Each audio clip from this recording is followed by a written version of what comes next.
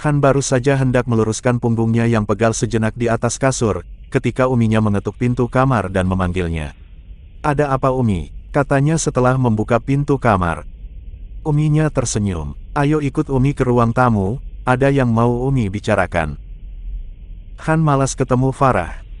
Uminya tersenyum lagi. "Han, Farah itu butuh bantuan. Harus segera ditolong, kasihan dia. Tadi Umi sempat bicara sama dia." Dari pembicaraan itu Umi menduga Farah itu terkena gangguan. Han tersenyum geli. Kalau soal itu Han sudah tahu Umi. Sejak pertama kali bertemu Han sudah menduga bahwa Farah itu terkena gangguan jiwa. Lebih tepatnya Farah itu terkena gangguan jin. Dahi Han berkerut. "Kok Umi bisa tahu?" Pertama kali, selama azan berkumandang tadi, Farah terlihat gelisah. Setelah azan selesai dia tenang lagi seperti semula. Umi ajak sholat dia mengelak dengan berbagai alasan. Akhirnya Umi coba membaca ayat kursi dengan niat untuk meruqyahnya, matanya langsung melotot. Urat lehernya berkedut-kedut dan kedua tangannya terlihat menegang. Karena niat Umi hanya untuk mengetes, apakah benar Farah terkena gangguan jin atau tidak, maka Umi hentikan bacaannya. Kenapa tidak Umi tuntaskan sekalian, biar bisa keluar jin yang selama ini mengendalikan pikirannya? "Tidak bisa begitu Han, harus minta izin orang tuanya dulu. Kamu saja yang bicara sama orang tuanya."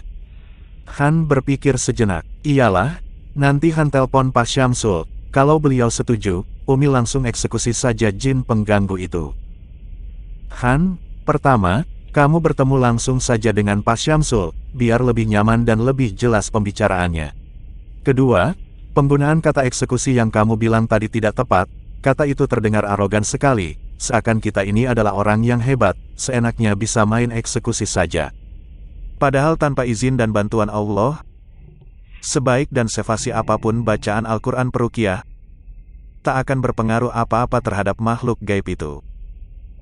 Han hanya garuk-garuk kepala. Han tadi merasa geram sekali pada makhluk gaib pengganggu itu, sehingga keluarlah kata eksekusi itu. Han tidak bermaksud sombong. Han hanya kasihan saja sama Pak Syamsul, yang walaupun kaya raya tapi anak dan istrinya menderita sakit aneh. Istri Pak Syamsul sakit juga. Han mengangguk. "Iya Umi, dulu Farah pernah kasih tahu, kalau mamanya mengalami sakit yang sangat kuat di kepalanya, seperti ditusuk-tusuk ribuan jarum. Terus, seperti ada binatang kecil yang mengorek-ngorek liang telinganya, menambah rasa sakit yang luar biasa.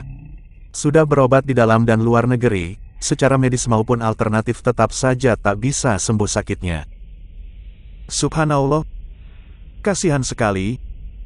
Ingin sekali rasanya Umi membantu mereka." "Dengan cara apa Mi?" "Terapi Al-Quran. Kata Allah, Al-Quran itu penyembuh dan rahmat bagi orang beriman." "Memangnya bisa Mi?" "Insya Allah bisa bagi orang yang yakin, karena Allah hanya akan memberikannya kepada orang yang yakin, keyakinan tanpa keraguan sedikitpun walaupun hanya setitik ujung jarum." Han memandang Uminya penuh semangat dan harapan. "Ayolah Umi, bantulah keluarga Pak Syamsul. Kalau Umi tentu mau sekali, tapi kita belum tahu bagaimana tanggapan Pak Syamsul, mau tidak dia dibantu dengan cara kita. Kita coba dulu Umi." "Iya nak, sekarang ayo kita ke depan. Kasihan Farah sudah lama menunggu." Umi duluan, Han ngikut di belakang. Uminya menjawil gemas telinga Han, lalu melangkah menuju ruang tamu, tapi tak ada Farah di situ. "Farah kok tak ada?" heran Umi. "Tadi abis Umi sholat dia masih ada di sini." Han berdecak gusar. "Kemana tuh anak?" "Carilah Han." Umi jadi khawatir, sebab dia pergi tanpa bilang-bilang. "Cari kemana Mi?" Uminya berpikir sejenak. Apa mungkin dia pergi mengambil mobilnya di tempat si tunggal ya? Coba telpon Han, mungkin dia ke sana. Han mematuhi permintaan Uminya, langsung menelpon Farah. Telponnya masuk tapi tak diterimanya Umi, katanya setelah beberapa kali mencoba menghubungi Farah. "Kalau begitu coba kamu pergi ke tempat si tunggal, lihat, masih ada tidak mobilnya di sana." "Waduh, Han lagi malas ke sana Mi." "Kenapa? Biasanya kalau tak ada kegiatan, kamu juga pergi main atau ikut mencuci di sana." Han garuk-garuk kepala lagi. "Gara-gara ulah iseng Farah Mi." "Ulah iseng Farah, maksudnya?" Lalu Han menceritakan perihal Farah, yang mengaku-ngaku sudah menikah dengan dirinya pada bank tunggal, sampai akhirnya Pak Haji Mardani pun termakan informasi yang diisukan bank tunggal.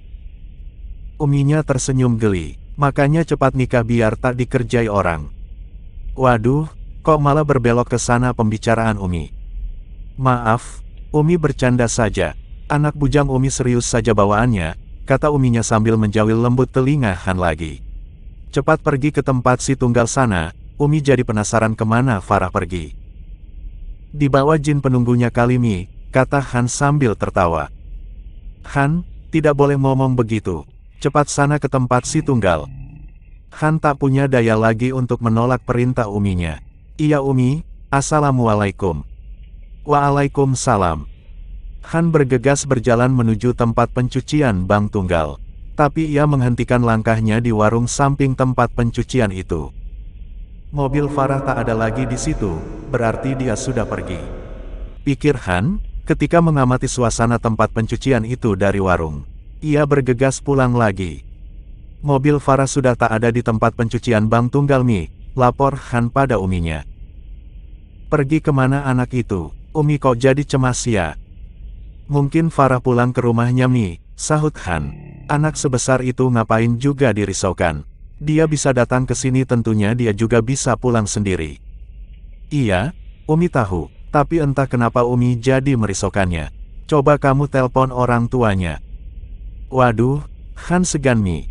Lagian belum tentu dia langsung pulang ke rumahnya, bisa saja dia kelayapan kemana gitu. Telpon saja sebentar, untuk menghilangkan kerisauan Umi. Han tak bisa menolak lagi. Iya Mi. Lalu ia menelepon Pak Syamsul. Di luar dugaannya Pak Syamsul langsung menerima teleponnya.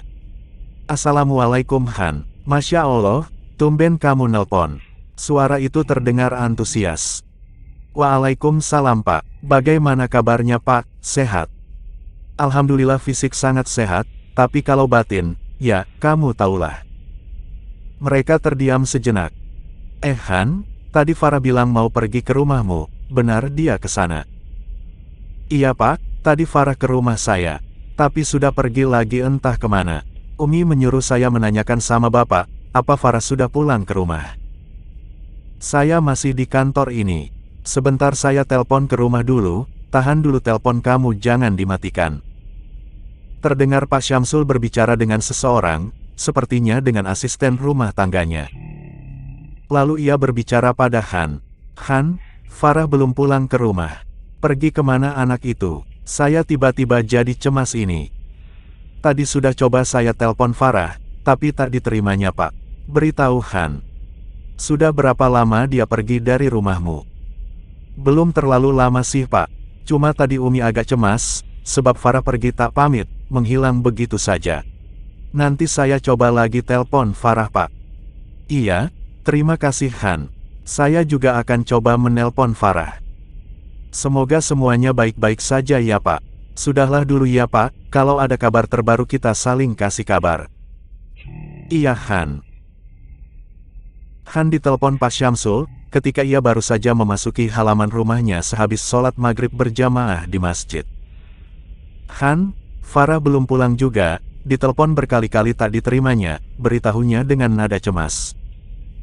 Iya Pak, saya juga sudah berulang kali mencoba, tapi tetap saja telepon tak diterimanya. Apakah sebaiknya kita buat saja laporan orang hilang ke kantor polisi Pak? Saran Han sambil masuk ke rumahnya. Masalahnya, Farah baru menghilang beberapa jam yang lalu, kalau kita buat laporan sekarang, paling kita disuruh berusaha mencarinya dulu, setelah 1 kali 24 jam tidak ketemu juga, barulah ditindaklanjuti oleh kepolisian. Tapi kita juga bingung mau mencari kemana, masa harus nunggu seharian dulu baru buat laporan. Saya sudah menyebar beberapa staf ke beberapa tempat yang mungkin dikunjungi Farah, tapi sejauh ini belum ada hasilnya.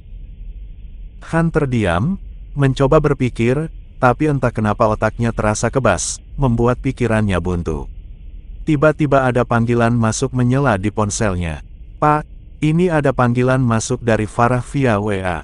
Beritahu Han agak gugup. Angkat Han, cepat terima, desak Pak Syamsul, lalu memutuskan sambungan teleponnya. Han, gue takut. Han merasa, tenggorokannya mendadak terasa kering, ketika mendengar suara rintihan Farah.